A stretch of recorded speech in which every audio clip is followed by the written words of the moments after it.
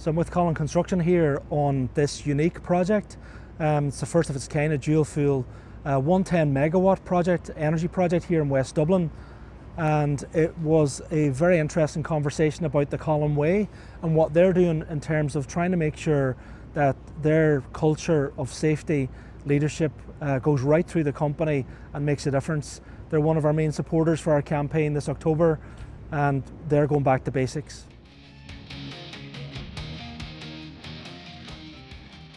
Delighted to be joined here with Willie Loughnane of Collen Construction, your construction director, with them on your project here in the Grangecastle campus. It's a large energy project. It's quite unique. I was on an energy project yesterday, completely different, but it's really interesting to see this project. Well, I'm going to ask you maybe some details about the job itself later on. We're at the commissioning stage at the minute, so a bit of background noise. If people have difficulty hearing us, perhaps they can go on to the YouTube channel where they'll be able to watch and listen at the same time. But we're here today because the Construction Safety Campaign kicks off on the 13th of October. Collen are one of our main sponsors. You're supporting that. We wanted to touch on critical risks, but I'm really interested in listening to what Collen's approach to safety is, and really your own perspective in terms of how you take that culture onto a job like this. Yeah, very good. No, great to have you here today, Sean, and a really good opportunity to, talk to the Collen Way in terms of how we deliver these type of projects, and in particular, how we manage safety on these projects. And with Construction Safety Week, back to basics, it's very much aligned with what we're trying to do. So in 2021, we started creating Safer Sites program within Collen Construction, and at that time we recognised the requirement for a step change in how we manage safety, because we felt we had very strong and robust safety systems in place, but as you know, within the industry there are still a number of safety challenges, and we really wanted to take a long hard look at that to see what can be done, and creating Safer Sites is driven from the leadership within Collen Construction. So in 2021 we had a number of workshops, we came together as a team. We put together 5 key touch points in terms of focus areas on construction sites, very similar to this, that will actually make a tangible difference in terms of people's health and safety, and certainly mental health and well-being as well. So in terms of those touch points and the key driver around that program, it's about getting everybody home safe every evening, and that's the key driver here. But at the same time, people feel good and feel better after working on a Collen Construction site. And what we want to try and do is drive a consistent message across all of our construction sites in Dublin, as well as in the UK and in the Nordics. Very good. I noticed we had a chance to look just in your compound, and one interesting fact here is it's unique again for me, because I've only heard 1 or 2 locations in the country where they've successfully deployed an IPD model. Now, you talked about that in terms of safety, but tell us about how that's maybe made a difference here in this project. Yeah, absolutely. So we've integrated a plan called the IPD room. It's integrated project delivery. And it's almost like a war room where there's a huge amount of pre-task planning happens with all of the supply chain and our partners, including the client. And it was brilliant here. Our client was willing to drive that concept of IPD and support that concept. And essentially what IPD is really is hugely collaborative planning that happens weeks in advance of activities happening on site. So there's probably 2 to 3 different core strands to that. There's the 6-week look ahead that we do as a last planner. Yeah. And what that last planner is that we're planning out 6 weeks in advance all of the key critical activities that are happening down on site. And in terms of subcontractors performing work on site, it's very easy to do their work in isolation, but the key piece here is there's a huge amount of interface risk with those subcontractors. And what we do in the IPD room is that our project managers are trained to facilitate conversations, and it's really the supply chain figuring out how we do those activities over the next 6 weeks, and then that feeds down into the next level of planning, which is the daily whiteboard. So on a typical morning at 8 o'clock, we could have upwards of 20 to 25 subcontractor supervisors discussing the works ahead for that day, understanding activities that are happening, understanding the control measures that are needed, understanding the different hazards. And the key piece in that is that it's an open conversation, you know, and it's about creating a psychologically safe place where people can feel free to speak up, put issues on the table, and they'll be listened to. Speak up in the operative word with some of the equipment we've got tracking behind us here, but it's brilliant that we're on a live site, and it's great to even hear that level of activity. Yeah. Two things that spring to mind now. We've done a lot of work in CIF, and we've worked with Enterprise Ireland developing centres of excellence to drive lean construction and that research and innovation piece. And the concept always was about trying to address productivity, but you seem to have brought that angle that lean and last planner is around effectively trying to drive a better safety culture and better outcomes. How's that been working? Yeah, 100%. Look, it's not without its challenges. Productivity is one of the key drivers in terms of lean construction, but one of our core values is safety, and safety is absolute in everything that we do. And just as an example, if we have project meetings or progress meetings, everything hinges around safety. So at the start of a lot of our meetings, we have a safety moment. We invite a subcontractor or a member of the Collen management team, spend 30 seconds, 2 minutes speaking about a safety moment. And it just generates that culture and drives that message in terms of what we're trying to achieve. In implementing lean principles like last planner, really good opportunity to talk about what worked well, what didn't work well. And I think key as well, as part of our creating safer sites, is recognising good safety practice in the field. That's hugely important, because oftentimes, you know, it's easy to identify the negative things that are you know, not happening on site, trying to redirect safety behaviours.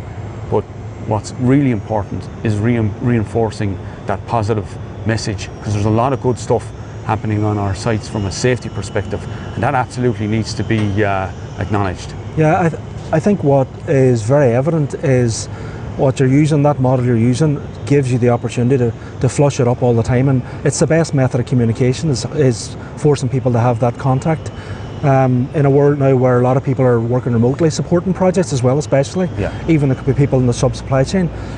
But you also mentioned there's quite a unique, it's not unique, but it's not the norm, the form of procurement here, the model that you're employed under, EPC. Maybe give us a wee bit, what power did that give you, control to sort of bring your own ideas to the table? Absolutely, Sean, that's a very good point. So we're EPC contractor on this, and when we started out on this journey, on this particular project, it was really beneficial for us because we took this job at concept design stage, and as a team, and bringing in our design team with technical expertise, we were able to assess the models and look at this project specifically in terms of what we could do in terms of off-site manufacturing. And I think a good example of that is the service bridge you can see in the background. That's basically bringing all of the key services in terms of fuel and gas, MV cabling, LV cabling, etc., from the west side of the site to the east side of the site. Now that service bridge in particular, there's about 250 tonne of structural steel in that, and if we were to construct that as a stick build on site, we would have been 6 to 8 weeks in terms of constructing that service bridge, and after that bringing the subcontractors, mechanical and electrical subcontractors, into that live zone to populate that service bridge, which brings a huge amount of inherent risk working at height, confined space, etc., etc. So we took the early decision with our design team that we were going to fabricate that structure off-site with a consolidation centre up in Santry that's linked to this site, and a good yard space, and we designed that specifically in terms of the connections to do that off-site. We constructed that steel structure up in the yard in Santry. Our mechanical and electrical partners then went to Santry, and they pre-populated with their services. So we were able to transport that then down to site in two pieces. So instead of it being a 6 to 8 week stick build on site, we were able to do that over the course of 3 days. So what that does is it reduces the amount of operative hours on site. We're doing it in a much better controlled environment. And we're absolutely enhancing safety standards as we go. And I think off the top of my head, we were able to manage to take 3,500 working hours off-site as part of that, and reduced the amount of high-risk activity that is happening, and there's multiple examples of that on this site. And up on the roof in particular, there's a number of pre-assembled modules that we also installed, and pipework spools. And again, as EPC contractor, we're able to take that concept design and absolutely optimize it from a safety perspective. We carry out a huge amount of PHA, which is preliminary hazard analysis, right through to a final hazard analysis. So absolutely understanding when we leave here, that the operatives running this site are absolutely, running a very safe and efficient power plant. Yeah, it was brilliant. I mean, I know that we've done a lot of work on trying to support the whole concept of MMC and maximising that pre-manufactured value upstream. So it's great to see, and I know between probably timber frame in the housing sector, but also these kind of skids, this kind of concept of pre-manufacturing, that kind of volume of standard enough, but very, very complex. And it's interesting because I think that was one of the learnings I had before, is that it's if you find the most concentrated element of pipe, it's almost the closest to the pump stations or the pump houses, or the most concentration of services in one location, you can actually add most value. It's not the big long runs. No. It's the most complex. Correct, because there's a lot of tight spaces in these power plants, and particularly in the electrical rooms, etc. And as I mentioned, a huge amount of pre-assembled modules with the pipework already installed that we're able to lift and bolt to the underside of the structure, and a hugely efficient way of delivering these type of projects in a very safe environment. Did you find as well that maybe with some of those supply chain partners you had a chance to maybe onboard them into the Collen way as well before they came anywhere near site? 100%, Sean. We would have done a huge amount of work with supply chain in the data centre sector, for example, and we're able to take a huge amount of learnings from those projects. And look, over the last number of years, it's been a learning curve for everybody involved in terms of off-site manufacturing, but definitely we have seen huge benefits, including our supply chain, in terms of assessing these jobs early and driving absolute value for the client and supply chain in terms of doing off-site manufacturing. And you've had the benefit of moving upstream a bit back into the design stage with the EPC role here. What learnings do you think you would take from a job like this if you go back into a traditional employer design contract?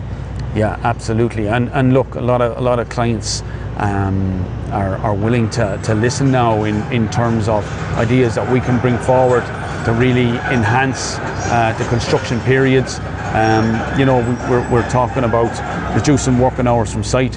What that does is it absolutely enhances the overall timeline of a project in terms of timeline and delivery, because there's a huge amount of pressure on these type of projects. There's some really good specific learnings from this project in terms of further modularization, and the learnings that the supply chain would have picked up in terms of installation has been invaluable.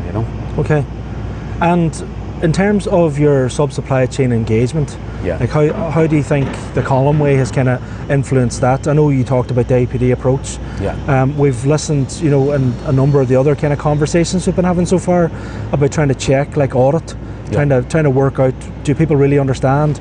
You probably have quite a variety of diversity here, different nationalities, different languages on a site like this, especially in very technical roles. We find that there's some brilliant, some countries that we go to for expertise, especially in energy. So how have you managed that on a job like this? Yeah, no, that's a really good question, Sean. And look, the supply chain on this particular job, a lot of companies who are based in Europe would be working on this project. And look, it doesn't come without its challenges, but as part of the Creating Safer Sites programme, one of the fundamentals of that is really good communication and really good conversations in the field, and we have in-house facilitators who have trained our project managers and site managers in basically communicating in the field and doing safety walk-downs in particular. So the expectation here on this side is that our site managers are doing a safety walk-down in the field once a week, having the conversation with the people at the coalface, and again acknowledging the good stuff that's happening, and then trying to redirect, let's say, the less safe behaviours that are happening. And look, we don't always get it right. It's certainly not without its challenges, but hugely important in terms of continuous improvement. We have a steering group within Collen Construction on creating safer sites to take the learning from the field of what we're trying to do to make things better. And I think one of the key things is really good listening. Yeah. Is usually important, and being proactive. So if operatives in the field raise concerns with us, there needs to be an expectation that we're going to go and sort out that issue and investigate that issue. And if we make something better, we have to give that feedback as well. So it's really that full 360 communication piece. And that's, you can't make improvement if you're not hearing it 100%, from your team. So 100%.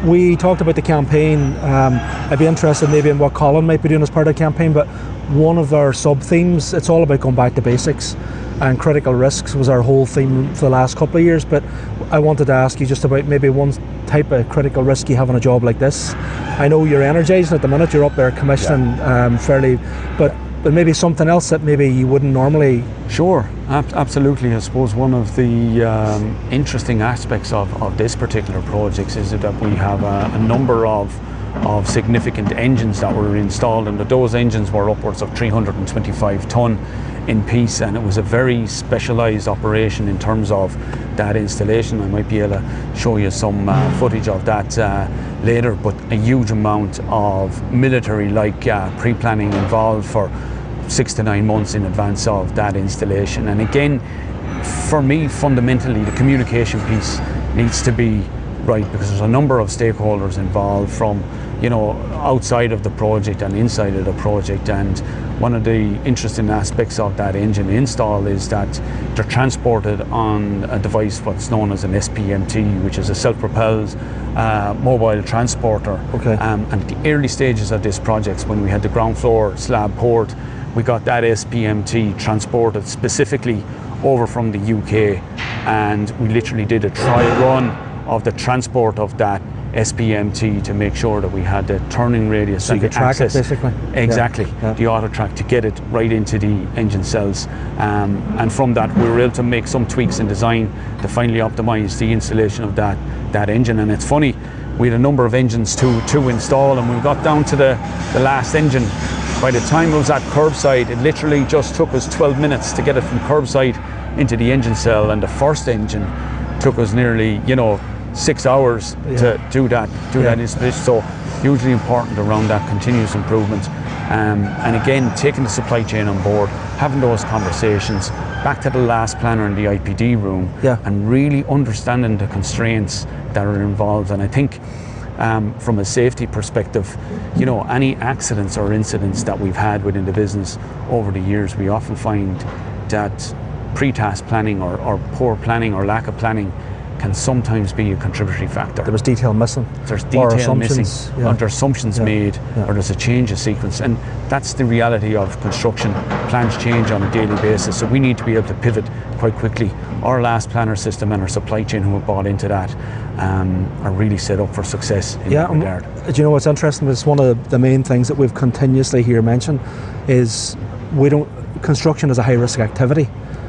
We're not talking to people as if we're bringing them into an environment where there are no risks. The whole point is there's hazards. We try and eliminate the risks. But even there, two interesting points that you made, like anyone that drives on the multi-storey car park would love to get a hold of the engineer sometimes and say, what car did you use to track this, this ramp?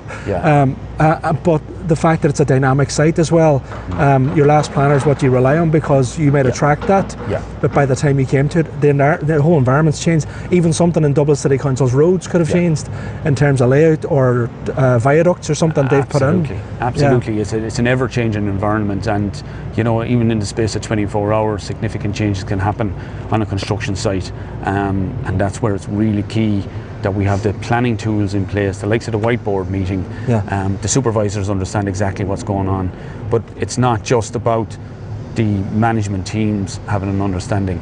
It's the people in the field that's carrying out the work.